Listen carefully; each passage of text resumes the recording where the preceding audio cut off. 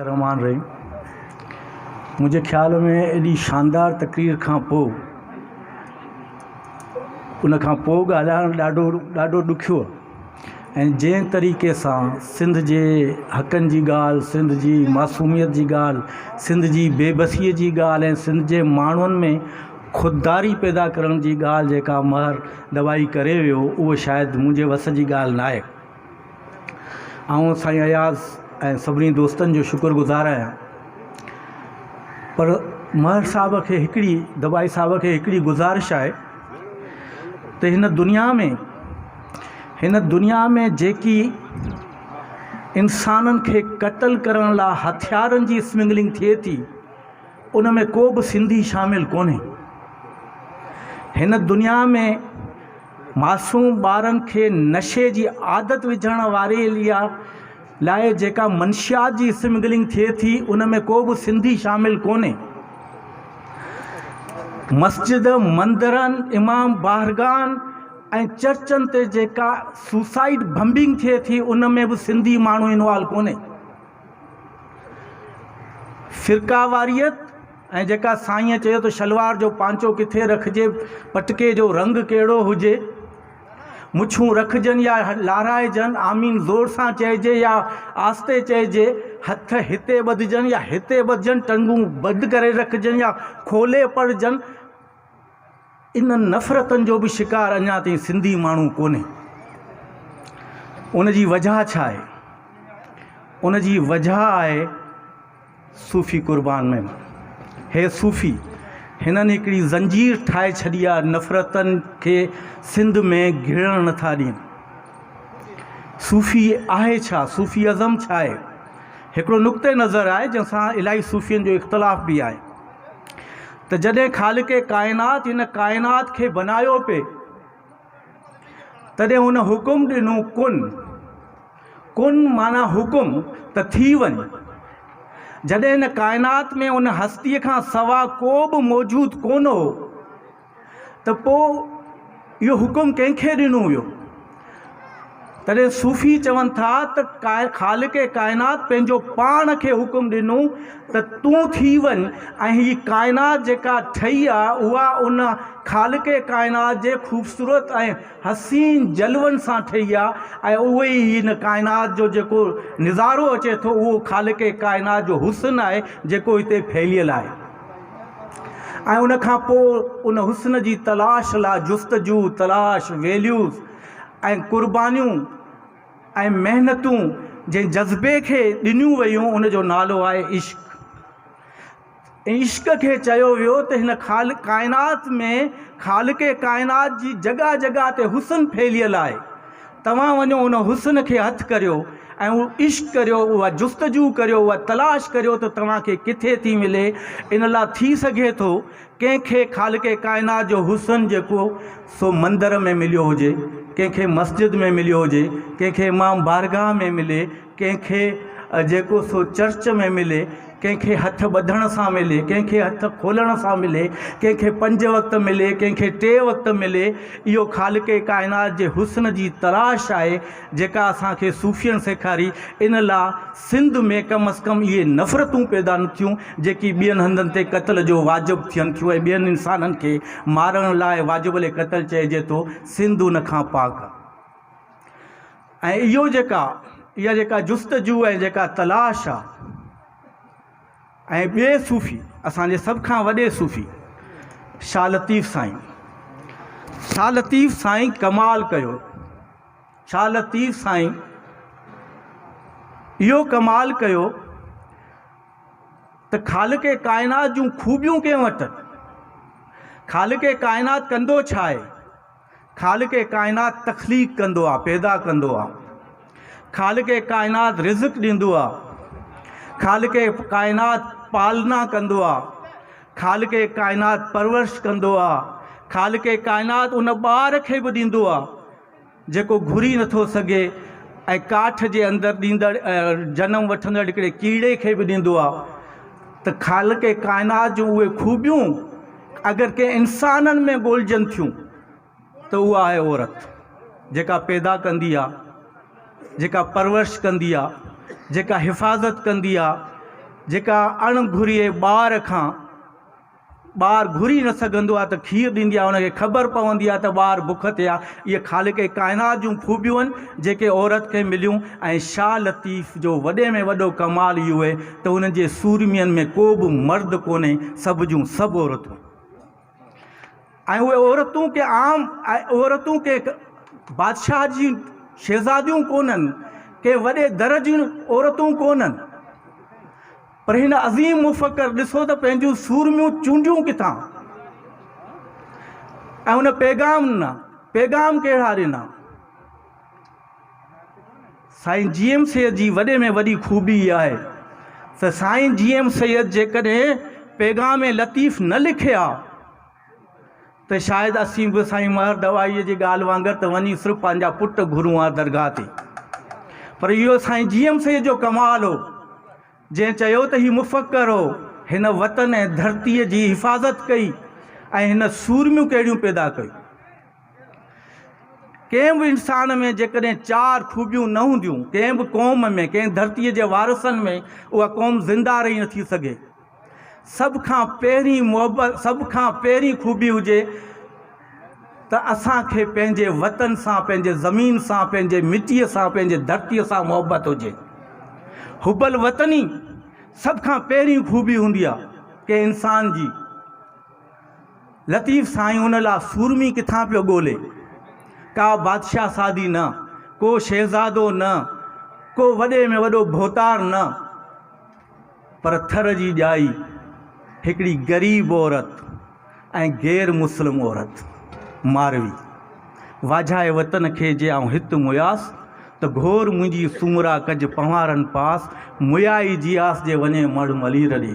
Hubel वतनीअ जो इहो शानदार पैगाम लतीफ़ साईं कंहिं वॾे दरबारी, कंहिं वॾे बादशाह जे ज़रिए, कंहिं शहज़ादे जे ज़रिए नथो ॾे, पर हिन धरतीअ जी मिसकीन ऐं ग़रीब औरत जे ज़रिए पियो ॾे, जेका मुस्लमान बि न आहे। छो जो उनखे ख़बर आहे त सुभाणे भरचुंडी बि पैदा थींदी जेका इन न्याणियुनि खे ज़बरदस्ती इस्लाम में दाख़िल कंदी। इन लाइ हुन उन न्याणियुनि जो तहफ़ुज़ कयो त हीअ सूरमियूं आहिनि मुंहिंजूं, हीअ मुंहिंजे धरतीअ जूं न्याणियूं आहिनि। इन लाइ मारवीअ जी सिलेक्शन कई वई पंहिंजे सूरमीअ लाइ।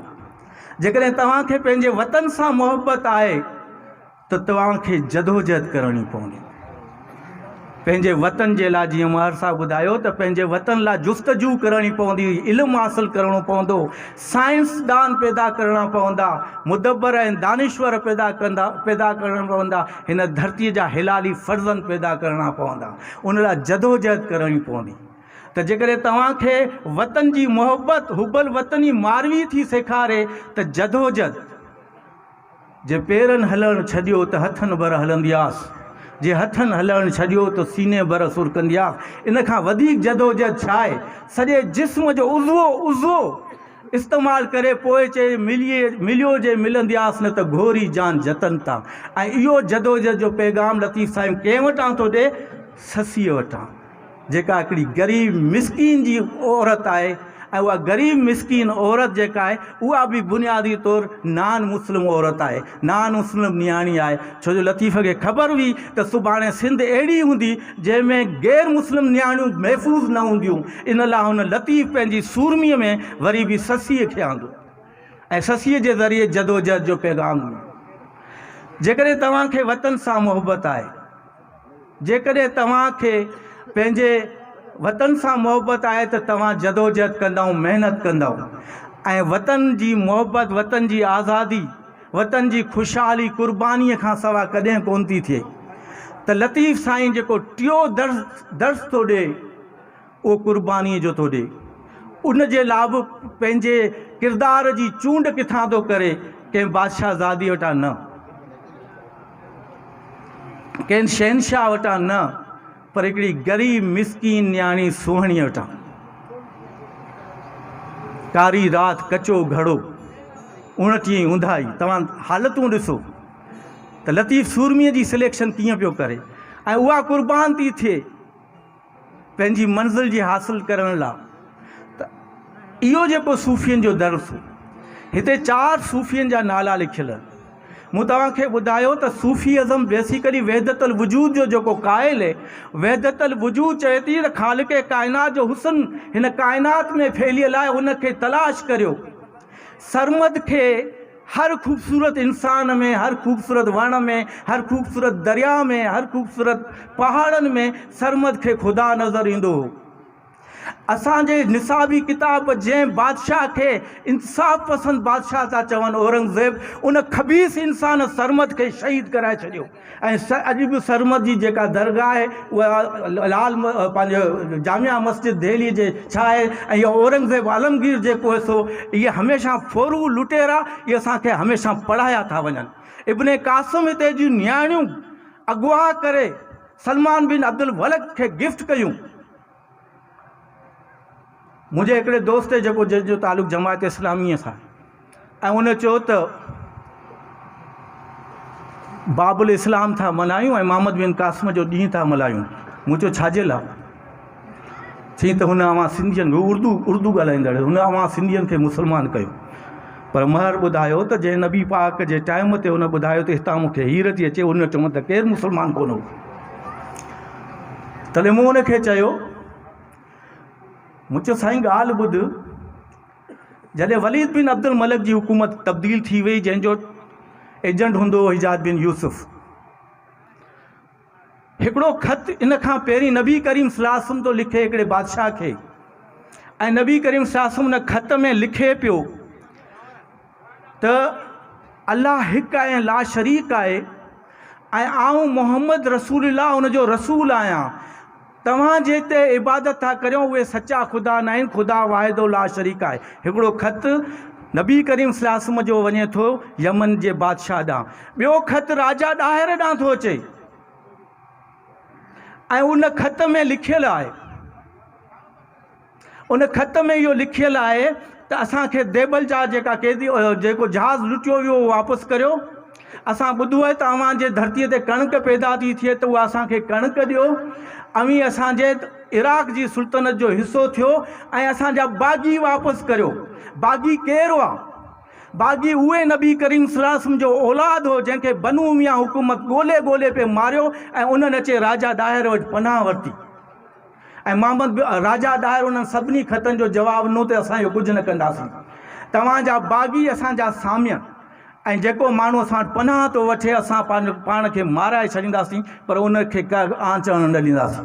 ऐं उनखां पोइ जॾहिं हिते मंझी मशीनियूं टेक्नोलॉजीअ जे ज़रिए कब्ज़ो कयो वियो, ऐं कब्ज़ो करे पोइ हितां जूं नियाणियूं जॾहिं हुते हुकूमत तब्दील थी वई, वलीद बिन अब्दुल मलिक जी जॻह ते सलमान बिन अब्दुल मलिक आयो, त सलमान बिन अब्दुल मलिक खे हिते जूं नियाणियूं गिफ्ट कयूं वियूं। जॾहिं मूं हुन दोस्त खे चयो त हितां नियाणियूं खणी हुनखे गिफ्ट करणु, तॾहिं मूंखे चई मुझे पता है तो तुम लोग क्या करोगे, तुम लोग क्या बात करने वाले हो। मुझे क्या बात करने वाला हूँ? कि तुम ये बात करोगे ना कि उसमें एक लड़की जो है वो बिस्तर के लिए चली गई थी सलमान बिन अब्दुल मलिक को। मुझे जी मैं यही बात करने वाला था। उसने झूठ बोला, उसने कहा कि आप बड़े हैं या जिसने मुझे भेजा है वो बड़ा है।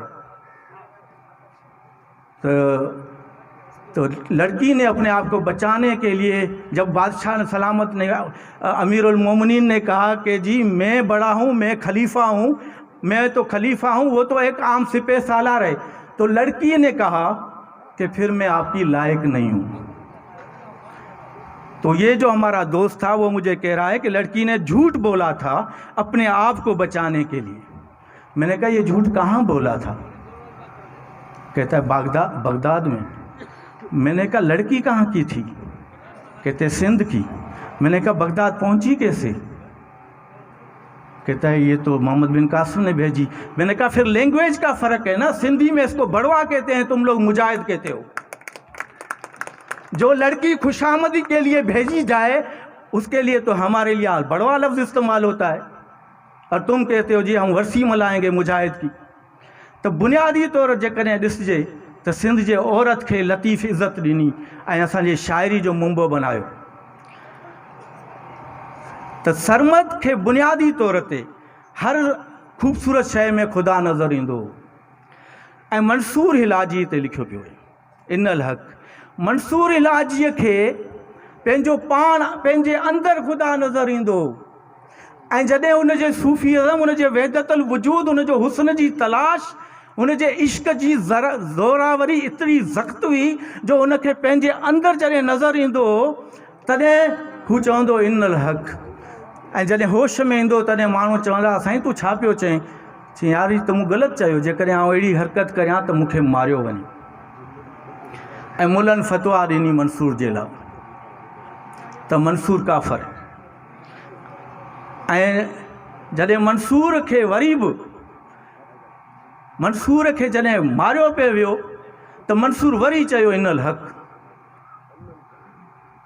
हाणे उहो शेर हिकिड़ो मूंखे सही नथो अचे, पर उहो उन में मंसूर चए थो मन न गोयत, मूं न चयो, आ बिगोयत, हुन चयो, तूं बिगो, तूं चओ, मन इनल हक़। हीउ जेको मुंहिंजे अंदरि वेठो आहे उहो मूंखे चवे थो त तूं चओ त तूं हक़ आहीं। आउं छा करियां? आउं बेवस आहियां। मुंहिंजे त सिर्फ़ु जिस्म में, मुंहिंजे अंदरि त उहो ख़ालिक़ काइनात जो हुस्न समायल आहे जंहिंजी तलाश मुंहिंजे इश्क कई। इहो सूफ़ीज़म वहदतुल वजूद। त मंसूर खे हुते नज़र आयो ऐं शाह इनायत खे, मखदूम बिलावल खे सिंध जे ग़रीब ऐं मिसकीन माण्हुनि में नज़र आयो। जॾहिं शाह इनायत चयो त जेको खेड़े सो खाए, ज़मीन कंहिंजी बि जागीर कोन्हे, ज़मीन हर उन इंसान जी आहे जेको हर हलाए, जेको ॿिज पोखे। त उनखे घेरो कयो वियो ऐं वरी बि मुलनि फ़तवा ॾेई छॾी त शाह इनायत जेको सो काफ़र आहे। ऐं शाह इनायत खे जॾहिं घेरो करे आंदो वियो तॾहिं शाह इनायत उन घेरे में गिरफ़्तार थियो ऐं शाह इनायत खे चयो वियो त चारई उसूल पंहिंजा ख़तमु कर। खेड़े सो खाए वारो उसूल ख़तमु कर। शाह लतीफ़ खे चयो वियो और शाह इनायत खे चयो वियो त तूं खेड़े सो खाए वारो उसूल ख़तमु कर। ही तूं मुस्लमान हिंदुओ खे बराबरि तो सम्झी, शिया सुन्नी इहे सभु फ़िरका वारीअ तो ख़तमु करे छॾी, इनखे ग़लति सम्झ ऐं तूं असांखे ढल ॾे ऐं असां ते सिंध ते असां मुग़लनि जी हुकुमरानी क़बूल कर। जे न कंदे त मरण लाइ तयारु थी वञ। शाह इनायत छा चयो? दर सरे यार फिदा शुद, चूं बजा शुद। अॼु ही सिसी यार जे दरबार में फिदा पई थिए, इन खां वधीक ख़ुशकिस्मती छा आहे? सर दरे यार फिदा शुद, चूं बजा शुद। ए बार गिरां अदा शुद, चूं बजा शुद। इहो बार बि अॼु लही पियो वञे हुन जे कर्ज़ जो, त इन खां वधीक ख़ुशकिस्मती छा आहे? चई हिकिड़े पॉइंट तां बि कोन हटंदुसि, चाहे मारे छो। साॻियूं कमु असांजे बिलावली तहरीक जे मखदूम बिलावल कयो। साॻी फ़तवा लॻी, क़ुरान पाक जूं आयतूं उन जे जुते में सिबायूं वेयूं ऐं पुछा कई वई ख़ुदि उन खां त जेकॾहिं कंहिंजे क़ुरान मां आयत निकिरे त उन सां कहिड़ो असरु कजे? त मखदूम बिलावल चयो उनखे घाणे में पीड़िजे। चई पोइ जुता खोल पंहिंजा। जॾहिं जुता खोली, हेॾी वॾी तहरीक बिलावली तहरीक सॼी सिंध जे ऐं ग़रीब मिसकिन माण्हुनि जे हक़ ॾांहुं विड़ी पे, हुकुमराननि खे पसंदि न हुई, मुला इस्तेमालु थिया ऐं उन ते फ़तवा लॻी। ऐं शाह मखदूम बिलावल जेको सो जंहिंजो अॼु ही सूफ़ी उन तहरीक जो हिसेदार हो, मखदूम बिलावल खे जॾहिं घाणे में पीड़ियो वियो ऐं उनखे जॾहिं पुछियो वियो तॾहिं चई त पहिरीं मुंहिंजे पेरनि खे घाणे में दाख़िल करियो त आउं उन्हनि जी चबड़ाहट जी आवाज़ पंहिंजे कननि सां ॿुधां। इहो हो सूफ़ी। ऐं साईं GM सैद खे उहो हुस्न जेको कंहिंखे किथे नज़र आयो, सरमद खे हर हसीन शइ में नज़र आयो, हिलाजीअ खे, मंसूर हिलाजीअ खे पंहिंजे अंदरि नज़र आयो। साईं GM सैद खे इहो हुस्न सॼी सिंध में नज़र आयो। इन लाइ साईं GM सैद उन इश्क में, उन जुस्तजूअ में, उन तलाश में, उन आज़ादीअ जे तहरक में सॼी ज़िंदगी क़ैद काटियो, पर आण न मञी जीअं शाह इनायत न मञी। अॼु जा सियासतदान हुन ते जेको चवणु चाहिनि सो चवनि। अॼु जेका बि ॻाल्हि करणु चाहिनि था कनि, जेका तनक़ीद करणु चाहिनि था कनि, इलाही ॾाहा, अलाए दानिश्वर, अलाए फ़लासफ़र, अलाए छा जेका बि हुन ते तनक़ीद कनि था उहे हुन जे प्रैक्टिकल सियासत जे ग़लतियुनि ते कनि था, हुन जे आइडियोलॉजीअ ते नथा कनि, हुन जे फ़लसफ़े ते नथा कनि, हुन जे कॉन्सेप्ट ते नथा कनि, हुन जे फ़िक्र ऐं नज़रिए ते नथा करे सघनि।